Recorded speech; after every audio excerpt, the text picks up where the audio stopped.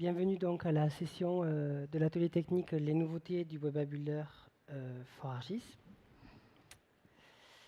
Donc moi-même et Julie, on va vous présenter les nouveautés propres à cette application, ce constructeur d'applications web que vous connaissez sûrement déjà ou peut-être pas encore. En tout cas, on va vous présenter les différentes moutures de ce produit, de cette application, qui est disponible dans les différentes interfaces disponibles de la plateforme, qui est ArcGIS Online, également dans la partie ArcGIS Entreprise au niveau du portail for ArcGIS. Et on a également une application Web App Builder for ArcGIS pour les développeurs. Donc on va vous résumer un petit peu les nouveautés de cette année sur cet applicatif. Donc petit rappel pour les nouveaux ou pas nouveaux, peu importe. Donc c'est une application WYSIWYG intuitive qui va vous permettre de créer de façon, dans une logique de paramétrage, des applicatifs web en choisissant des thèmes, en choisissant des widgets fonctionnels qui vont permettre de naviguer, consulter, éditer les données d'une carte que vous avez déployée sur un portail que vous avez partagé. Et cette application sera disponible à l'ensemble des utilisateurs qui auront accès à cette information selon la logique de partage que vous avez fait sur le portail. Donc plus de 40 widgets et elle produit des applications web responsive design dans un environnement de développement cross-plateforme aujourd'hui, HTML5, JavaScript. Donc tout ce que vous allez produire, une même application sera disponible sur tablette, sur navigateur, etc., etc. Donc vous voyez que l'adhésion est assez forte mondialement. On a près de 239 000 applications déployées qui a été identifiée au niveau de la conférence US. Donc tout ça évolue bien sûr et je suis sûr que vous allez en déployer plus. Donc le Web App Builder, ici, on va décliner un petit peu notre présentation selon l'usage que l'on peut faire du Web App Builder et là où il est placé dans votre infrastructure et selon l'usage de la plateforme que vous en faites. Donc il est disponible dans les 3 environnements de déploiement de la plateforme ArcGIS. J'estime que c'est 3 environnements de déploiement. Donc vous avez un Web App Builder avec ArcGIS Online, qui suit donc les mises à jour trimestrielles d'ArcGIS Online. Vous avez également le Web App Builder, bien sûr, intégré à ArcGIS Enterprise, qui se trouve au niveau de votre portail for ArcGIS. Donc il est lié aux mises à jour d'ArcGIS Enterprise, celui-ci. Et on verra qu'il y a une petite nouveauté assez intéressante, c'est qu'on va pouvoir commencer un petit peu personnaliser ce Web App Builder et apporter de la fonctionnalité un peu que vous aurez créée directement. Et ensuite, bien sûr, vous avez le Web App Builder for ArcGIS Developer Edition qui permet d'étendre en fait les capacités d'applications oui, de fonctionnels avec déploiement et développement de widgets, voire de thématiques également, de thèmes et de styles d'applications que vous pourriez développer. Et ce Web App Builder Dev Developer s'inscrit, marche, fonctionne avec soit l'environnement cloud d'ArcGIS Online, également avec votre portail qui est disponible sur ArcGIS Enterprise. Donc on va décliner un petit peu ces 3 environnements du Web App Builder. Donc la première étape, c'est le Web App Builder. On va voir les nouveautés de juin et de septembre 2017 dans le cadre du Web App Builder d'ArcGIS Online.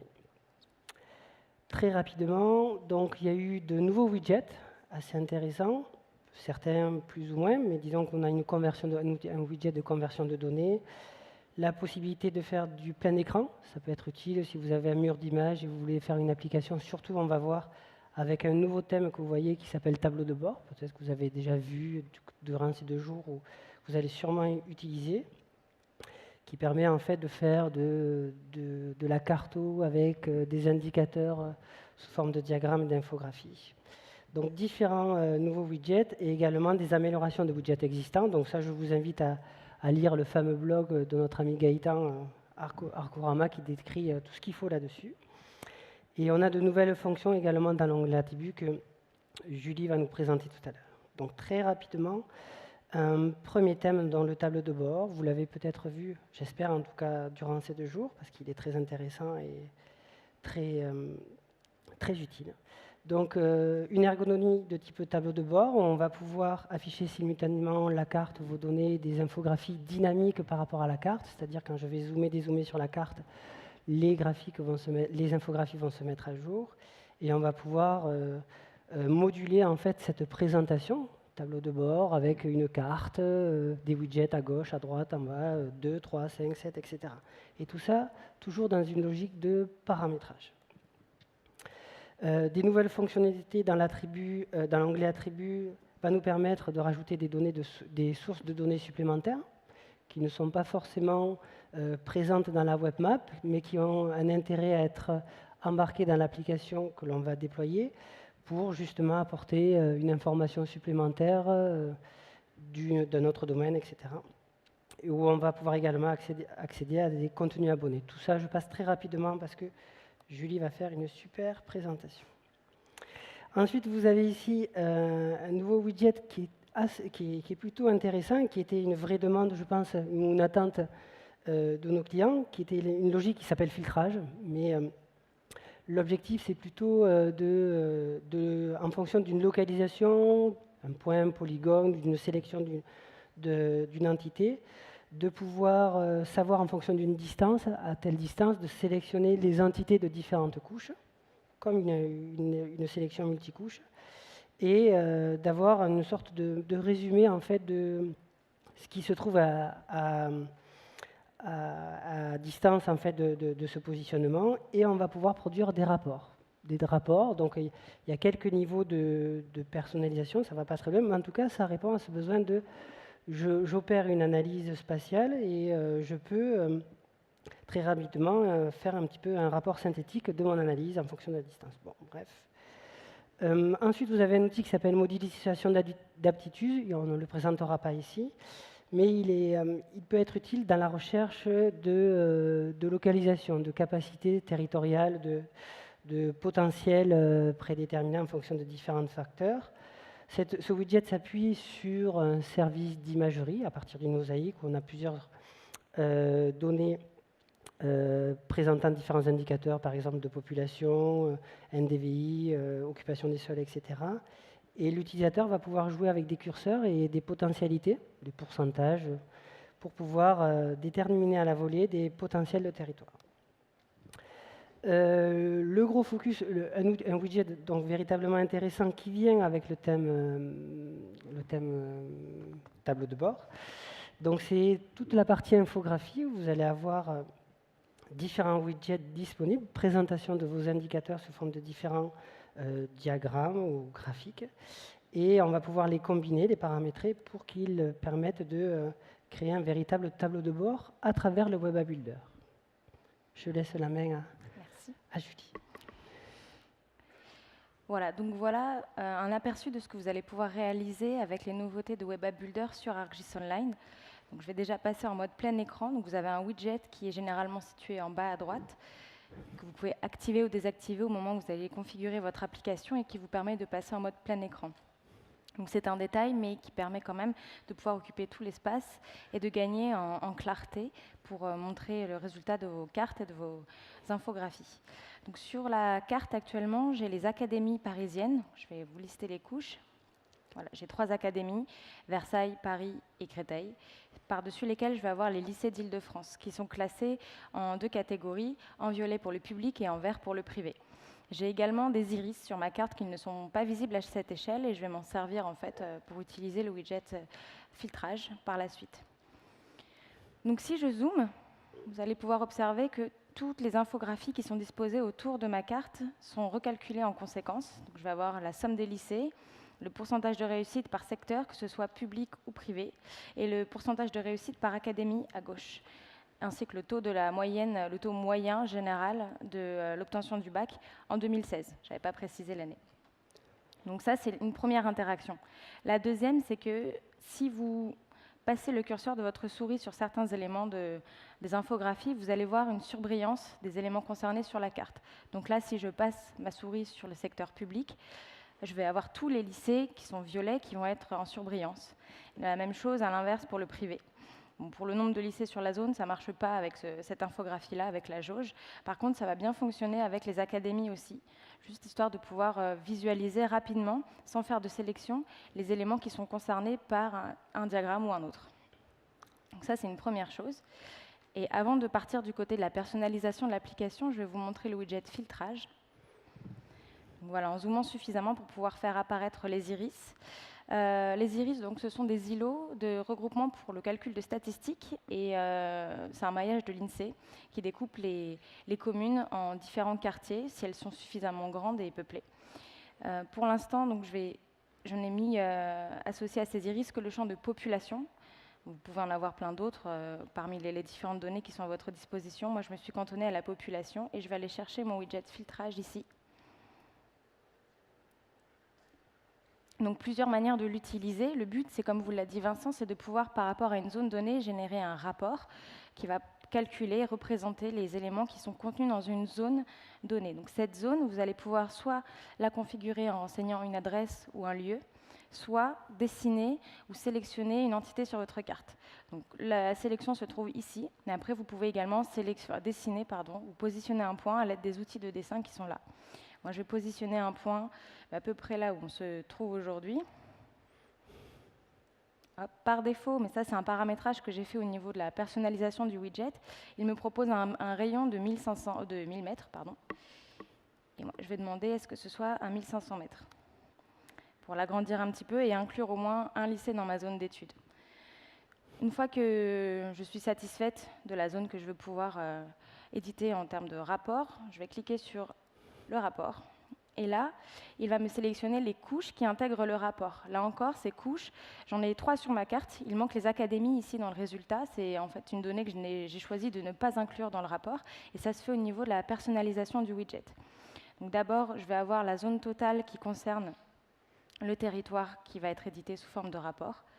Le nombre de lycées concernés. Donc pour chaque lycée, je vais avoir le nom, le pourcentage de réussite au bac et le nombre d'élèves présentés au bac en 2016. Et puis en dessous, tous les iris, donc ça ne paraît pas comme ça, mais j'en ai 48. Pour chaque iris, je vais avoir le nom et je vais avoir la population. Donc c'est la population dans l'entièreté de l'iris, mais pas juste ce qui est contenu dans la zone. Pour l'instant, c'est une donnée qui n'est pas encore disponible. En revanche, ici, la surface qui est proposée, c'est celle qui est strictement incluse dans la zone qui concerne le rapport.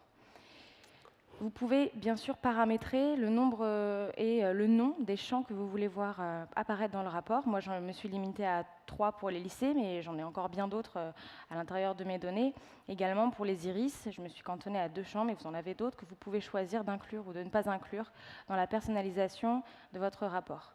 Pour pouvoir donc l'éditer, vous choisissez ici un format. Si je pars en A4 portrait, par exemple, je vais lui demander de me l'imprimer et il va m'éditer un rapport. Donc la génération, je vais avoir un aperçu ici cartographique qui met un certain temps en général à s'afficher. En attendant qu'il apparaisse, on a un petit résumé ici du nombre de lycées et des iris que j'ai renommés quartiers dans mon rapport qui sont présents sur la zone, la surface totale, donc la longueur, donc là c'est pas indiqué. En revanche, je vais avoir un tableau récapitulatif à chaque fois des champs que j'ai choisi de faire apparaître. Et vous pouvez ensuite imprimer, enregistrer ce document où vous le souhaitez pour le réutiliser dans vos présentations.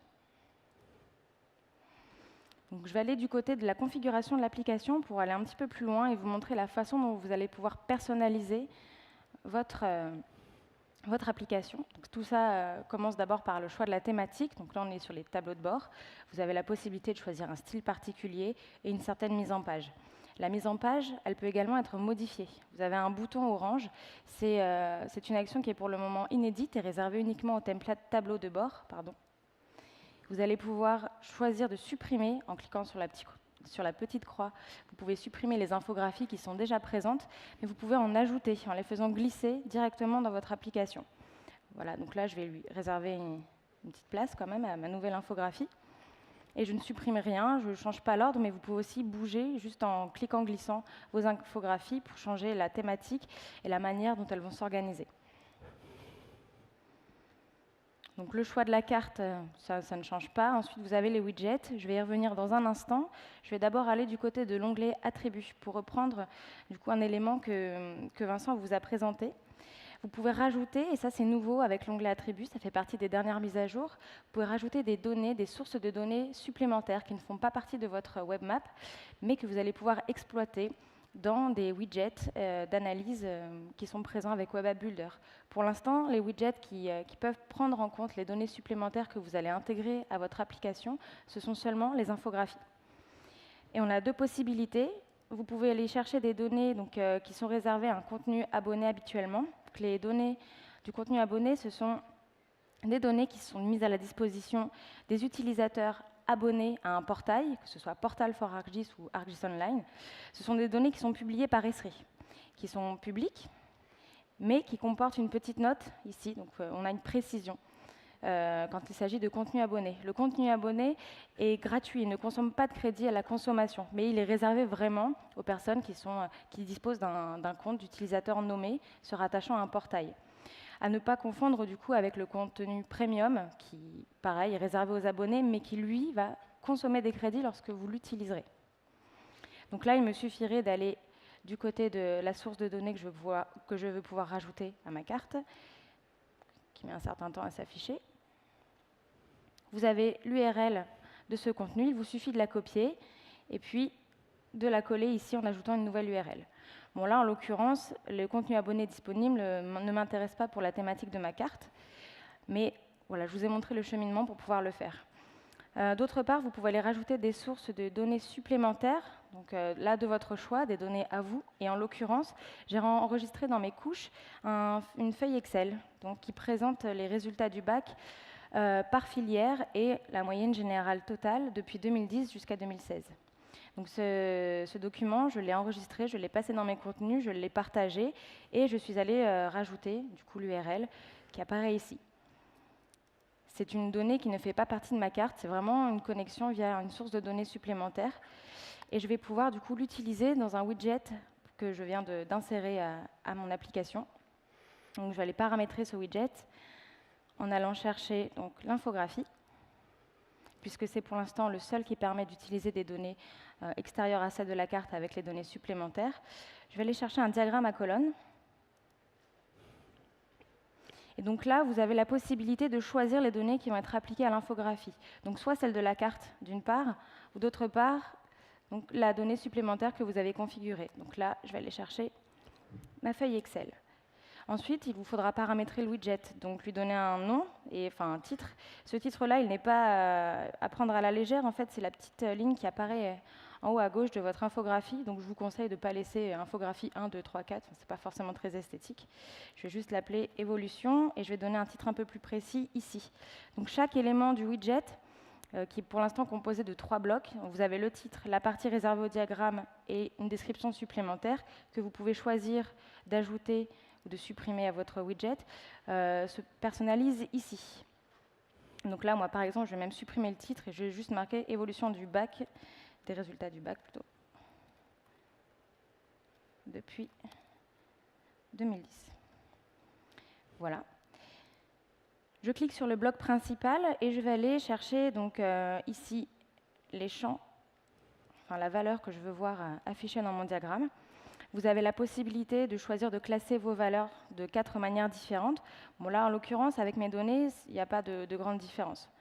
Par contre, quand vous allez travailler avec des données plutôt des couches de données sur votre carte, comme moi les lycées, vous allez pouvoir avoir la possibilité de regrouper vos lycées donc par thématique, par catégorie, pour éviter d'avoir une barre, par exemple, pour chaque lycée et avoir des diagrammes qui sont illisibles et inutilisables. Le troisième onglet, c'est l'onglet de l'affichage qui vous permettra de personnaliser, donc de choisir des couleurs, des thématiques de couleurs, soit parmi celles qui vous sont proposées par défaut, soit d'aller un peu plus loin du côté de ce qui est personnalisable avec un code HTML. Et puis voilà, donc mon widget est prêt. Et donc il ne peut pas s'actualiser au moment où je zoome ou je me déplace avec ma carte, puisqu'il s'agit d'une donnée qui ne fait pas partie de ma carte, donc il n'est pas dynamique. Mais par contre, il me propose une information supplémentaire à la thématique des résultats du bac, puisque ma carte est plutôt axée sur l'année 2016, mais je vais avoir, grâce à cette source de données, une rétrospective depuis 2010. jusqu'à 2016. Et une dernière chose, ça fait partie de la nouveauté, donc de la mise à jour d'ArcGIS Online au cours du mois de septembre 2017. Vous pouvez personnaliser vos widgets en revenant dessus, donc de la même façon qu'auparavant, mais par contre, dans l'onglet Affichage, pour les données qui se trouvent sur votre carte, vous avez un petit bouton qui est arrivé en plus. Et lorsque vous cliquez dessus, cela va vous permettre d'utiliser la légende qui est sur votre carte. Voilà, ce n'était pas possible avant le mois de septembre. Donc on va avoir une corrélation supplémentaire entre ce qu'il y a dans l'infographie et ce que vous avez sur la carte.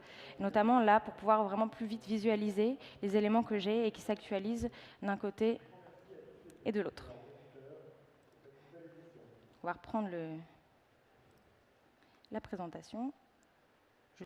Donc je vais continuer, on va aller un petit peu plus loin maintenant et aller voir ce qui s'est passé du côté de Portal for ArcGIS et d'ArcGIS for Developer. Et c'est Vincent qui va s'occuper de vous faire les démonstrations à cet usage. Donc une grosse nouveauté avec la mise à jour d'ArcGIS, la plateforme et des outils online de cet été, c'est que désormais, les widgets que vous allez développer avec Web Builder for Developer, vous allez pouvoir les intégrer dans Portal de manière simplifiée, même avec des droits, donc des privilèges pour certains groupes, pour certains utilisateurs, afin de pouvoir rendre vos utilisateurs plus autonomes et leur permettre d'utiliser les widgets que vous aurez pu développer avec l'interface de Web Builder Édition Développeur. Vous allez avoir du coup une expérience plus simple, mais en même temps plus complète. Donc, comment ça se passe? Donc, ça fait partie de ce que Vincent va vous montrer. Donc, ce que je vais vous montrer, c'est quand même une fonctionnalité assez fantastique, je trouve. C'est-à-dire qui va vous permettre de pouvoir alimenter fonctionnellement le Web Builder qui est sur votre portail. Et l'intérêt, vous allez voir, c'est que vous allez pouvoir, ce widget personnalisé que vous allez intégrer au portail, ça devient un élément de votre portail que vous allez pouvoir partager de manière isolée. Et ça va avoir un impact sur l'usage des applications faites avec le portail et l'usage de ce widget-là. Donc ce widget, il va être déposé sur le serveur web, ici c'est 2IS. Donc on va installer le répertoire de développement de ce widget-là. Le fichier de configuration, c'est le fameux fichier manifest.json. On va prendre l'URL que l'on va référencer comme contenu sur un portail, c'est-à-dire ArcGIS Enterprise, le portail d'ArcGIS Enterprise. Donc je me connecte, je vais dans mes contenus, classiquement, je vais rajouter un élément. Donc je fais ajouter ici un élément. Vous voyez, ça se fait tout seul, c'est très facile. Donc j'ai une nouvelle extension qui apparaît ici, qui s'appelle extension d'application à Builder. Je récupère ici mon URL. Bien sûr, je le renseigne avec un titre, les balises qui vont bien. Et ça devient, vous allez voir, un élément comme un service d'identité, comme une couche web de mon portail, et donc qui participe à la logique du portail. Donc je peux modifier bien sûr la miniature, ça va de soi, mettre des descriptions, etc., etc. Et surtout, bien sûr, je vais avoir la notion de partage de cet élément, de ce widget, au travers du portail. Là, je l'ai partagé dans un groupe spécifique, où je suis le seul membre, vous allez voir, portal admin. Et vous allez voir que tout à l'heure, ça va avoir un impact justement sur l'usage d'une application qui embarque ce widget personnalisé. Donc l'avantage de ça, c'est que je vais pouvoir amener du fonctionnel supplémentaire que j'ai déployé dans un environnement standard de mon portail d'ArcGIS Entreprise. Donc je vais retourner ici dans mes contenus et je vais créer une application. L'application que j'ai créée ici, c'est une donnée qui est câblée sur l'API JC2Co qui permet de remonter les états des stations ici Vélo Toulouse, sur la ville, l'agglomération de Vélo Toulouse, ou la métropole, je ne sais pas. Donc j'ai une donnée toutes les 5 minutes qui est rafraîchie via notre rôle GeoEvent, bon, peu importe, etc. Donc cette carte-là, ensuite, je vais pouvoir la partager, comme toute carte. Créer une application, bien sûr. Nous, on va aller automatiquement sur le Web Builder. Je vais créer mon application. Voilà. Là, j'ai pris un peu de temps, peut-être. Allez. Je commence ici. Donc, je rentre dans le constructeur d'application que vous connaissez bien. Je vais retrouver, alors vous voyez qu'il n'est pas à même niveau que celui qui est disponible aujourd'hui sur ArcGIS Online. Donc je vais avoir les notions de personnalisation que vous connaissez bien, avec le titre, la couleur, le logo, etc. etc. Et surtout, ce qui va m'intéresser ici, c'est d'aller charger d'utiliser ce fameux widget personnalisé. Donc vous allez retrouver deux onglets cette fois-ci dans le choix des widgets, et le fameux onglet personnalisé, et là je vais retrouver mon widget. Je vais pouvoir le paramétrer selon les éléments qui ont été prévus à paramétrer, je lui donne un nom, et il se retrouve comme n'importe quel widget générique dans mon application. Celui-ci est assez simple, ça permet en fait d'afficher la fenêtre contextuelle non pas par pop-up, mais dans une fenêtre dédiée. Pourquoi pas? D'accord? Voilà un exemple de petite personnalisation qui répond peut-être à un besoin attendu. Donc cette application-là, je vais vous montrer une application qui a déjà été, qui est allée juste un peu plus loin pour montrer l'usage. Donc je la partage au travers de mon portail. Moi, je suis connecté en tant qu'administrateur avec mon compte. Donc un jour où mon application crée, vous voyez que j'ai, avec d'autres widgets classiques, mon widget personnalisé qui apparaît comme n'importe quel widget. Donc je vais pouvoir l'utiliser de la même manière conjointement avec les autres widgets. Et puis on va voir que cette notion de partage a un impact assez important et ça peut vous donner des idées de déploiement fonctionnel plutôt que sur vos applications. Je me connecte avec un autre utilisateur qui est également éditeur, qui peut pousser des contenus. Et vous voyez qu'il ne voit pas le groupe. Donc il n'est pas membre du groupe dans lequel j'ai partagé le widget. Déjà, premièrement. Ensuite, j'ai accès quand même à cette application que j'ai créée, mais vous voyez, elle va s'ouvrir. Moi, je n'ai pas accès. Enfin, en tout cas, je sais qu'il n'y a pas ce widget-là disponible dans cette application. Pourtant, c'est la même. D'accord? C'est juste que mon profil ne me permet pas d'accéder à ce widget. C'est assez intéressant. Et puis, troisièmement, je suis quand même un éditeur. J'ai la capacité de créer des cartes. Donc, du coup, de partager ces cartes via des applications. Bien sûr, je vais la créer ici avec le Web App Builder. Toujours pareil. C'est un peu du bourrage de crâne, mais c'est intéressant. Et du coup, vous voyez que quand je vais rajouter mon widget, je vais faire toujours la même personnalisation. Là, c'est comme si je faisais une nouvelle application, peu importe. Et je vais aller dans l'onglet Widget. Nouveau widget. J'ai quand même, malgré tout, l'onglet personnalisé, mais, aux surprises, ici, je n'en ai pas. D'accord? Donc, cette nouvelle capacité est, je pense, assez intéressante en termes de diffusion et de partage de fonctionnalités au travers du Web App Builder, et ainsi de spécifier un fonctionnel par rapport à un profil d'utilisateur. Voilà, Julie. On va passer maintenant à la troisième et dernière partie, à savoir les nouveautés de Web App Builder version développeur. Donc, je vous rappelle que pour pouvoir l'utiliser, la version développeur, il vous faudra disposer d'un compte ArcGIS, donc soit d'un compte d'organisation ArcGIS Online, soit d'un compte Portal for ArcGIS ou, plus simple, d'un compte directement développeur. Et vous aurez besoin d'enregistrer votre Web App Builder for développeur auprès d'une organisation pour pouvoir interagir avec elle et aller au bout de votre développement. Le Web App Builder for Developer exploite les web maps des utilisateurs de l'organisation. Il va vous fournir un cadre complet de personnalisation, que ce soit au niveau des widgets, des thèmes, des applications, des kits de développement, et qui exploite l'API JavaScript et d'ArcGIS. Alors aujourd'hui, donc la dernière mise à jour de Web App Builder for Developer du coup, correspond à la dernière version d'ArcGIS Online. Vous allez retrouver la même thématique tableau de bord, qui n'existe pas encore, qui n'est pas encore intégrée à la dernière version de Portal. Mais là, vous allez la retrouver côté développeur, avec les mêmes widgets, les mêmes fonctionnalités. Vous retrouverez tous les usages que je vous ai montrés précédemment au cours de la démonstration. Et donc c'est vraiment un système qui est à mi-chemin entre ArcGIS Online et Portal, qui va pouvoir utiliser les ressources d'ArcGIS Online en les poussant, en les personnalisant, et pour pouvoir du coup les réutiliser avec Portal pour combler éventuellement ce qui manque d'une mise à jour à l'autre. Donc il nous reste une dernière démonstration. Donc je vais vous présenter cette fois-ci la mouture Web App Builder développeur en version 2.5 et je vais essayer de focaliser sur les éléments nouveaux parce qu'il y a eu des sessions là-dessus, etc.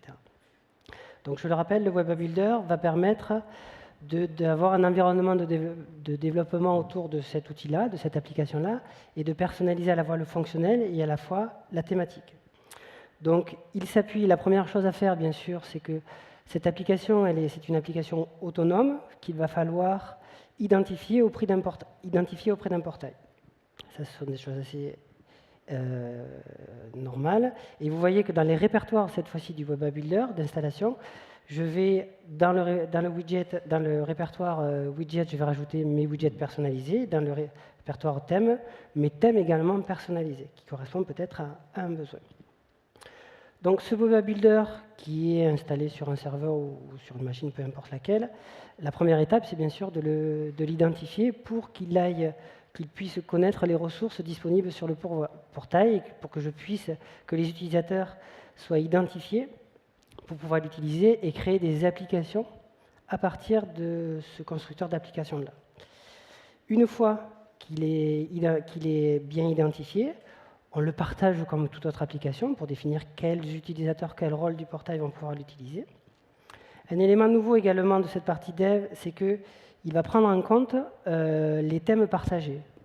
Où dans le portail, on va pouvoir définir des couleurs, du texte et également le logo. Vous allez voir que directement, quand on va faire une application côté Web App Builder Dev, il va prendre en compte directement ces éléments-là. Ça vous facilite un petit peu l'usage de votre charte graphique. Donc là, je tombe dans le constructeur, cette fois-ci, du Web App Builder for ArcGIS. Il y a une première interface parce qu'il propose plusieurs solutions.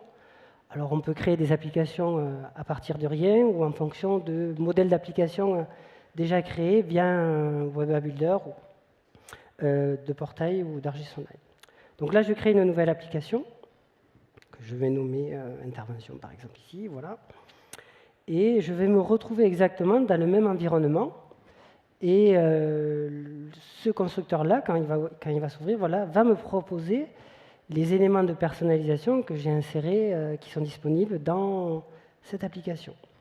Donc au passage, vous voyez qu'il a repris systématiquement le thème partagé de mon organisation. Vous voyez ici le violet, puis le logo, etc. Donc ça, c'est une première chose. Ensuite, il y a un petit élément qui est assez simple, qui peut permettre de personnaliser la page de chargement, d'attente, on va dire, de chargement de l'application. Voilà, une image de fond de plan, et puis vous pouvez rajouter un petit GIF, etc. Bon, c'est anecdotique, mais bon, pourquoi pas. En tout cas, ça peut répondre à un besoin de charte. Donc je vais chercher une carte. Vous voyez que je suis allé chercher une carte sur le portail sur lequel le Web App Builder est identifié. Et je vais retrouver, vous voyez, un nouveau thème ici, qui s'appelle barre latérale. Donc automatiquement, il m'est proposé, et je vais pouvoir l'utiliser et préparer une application avec ce nouveau thème-là. Et bien sûr, ce thème-là permet de câbler différents fonctionnels, et je vais retrouver le widget ici personnalisé, que je vais pouvoir paramétrer, et le retrouver dans mon application qui embarque à la fois un thème personnalisé et des widgets personnalisés. Cette application, bien sûr, je vais pouvoir la visualiser, etc. Et ensuite la déployer comme n'importe quelle application sur le portail. Voilà, donc c'est pour vous montrer le fonctionnel identique au côté Web App Builder. Tout ça est cohérent, hein. D'une interface à l'autre, on retrouve le même fonctionnel, bien sûr. Donc, un exemple également, juste pour indiquer que, comme l'a dit Julie, le Web App Builder Dev reprend l'ensemble des nouveautés de la version d'ArcGIS Online d'aujourd'hui.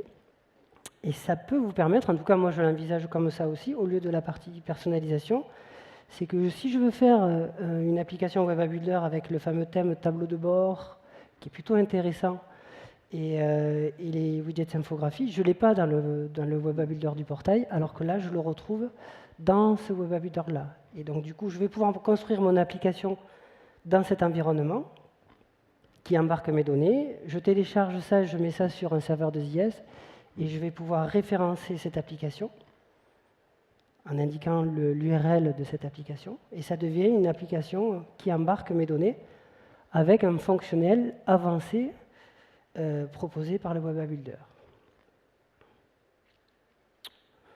Voilà, je vais arrêter très rapidement.